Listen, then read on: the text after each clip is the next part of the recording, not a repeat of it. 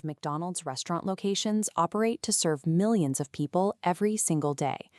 However, looking at the company's total corporate assets reveals a massive segment representing $37.7 billion. That $37.7 billion represents real estate.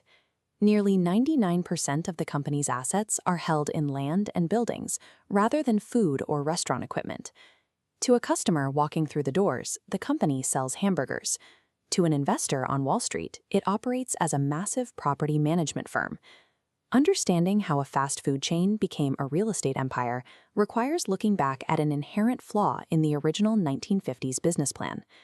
In 1948, Richard and Maurice McDonald established the hyper-efficient Speedy service system at their restaurant in San Bernardino, California.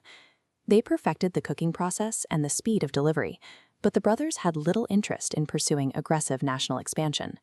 In 1954, a milkshake machine salesman named Ray Kroc recognized the national potential of the system and acquired the franchising rights.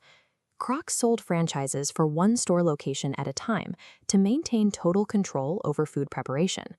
But under his contract, the McDonald brothers took a direct cut of gross sales, leaving Kroc's margins as the middleman almost entirely depleted. While individual restaurants were packed with customers and selling millions of burgers, Kroc's corporate franchising entity was on the verge of bankruptcy. Operational perfection and high sales volume cannot sustain a company if the underlying economic engine fails to generate a profit for the parent organization. In 1956, a finance executive named Harry J. Sonneborn reviewed Kroc's books and identified that the operator-driven business model was mathematically doomed. This flowchart illustrates Sonneborn's solution. He formed the Franchise Realty Corporation to directly purchase the underlying plots of land for future restaurants. McDonald's then leased that land back to the franchisee with a 20 to 40% markup, plus a base rent. Controlling the leases gave Kroc absolute authority over his franchisees and provided the financial leverage he had previously lacked. Supported by this new real estate capital, Kroc bought out Richard and Maurice McDonald entirely in 1961 for $2.7 million. This transaction ended the era of the brothers' original stand, replaced by a permanent corporate hierarchy. Transitioning from selling hamburgers to owning commercial land established an engine for growth that requires very little operational risk.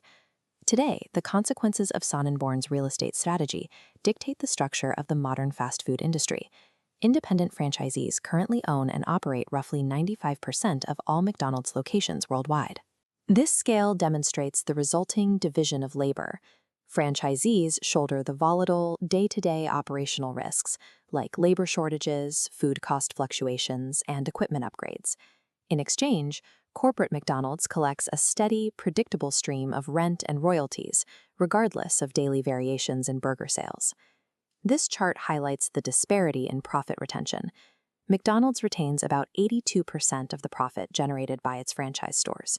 By comparison, the company retains only 16% from its own company-operated stores, where they pay the overhead costs themselves. This structure yields an operating margin of over 45%, a level of profitability rarely seen in the traditional restaurant industry. By shifting operating costs to independent owners, the corporation insulates its balance sheet from the high turnover and razor-thin margins of the food service world. Actor B.J. Novak summarized this dynamic when he portrayed Sonneborn on film.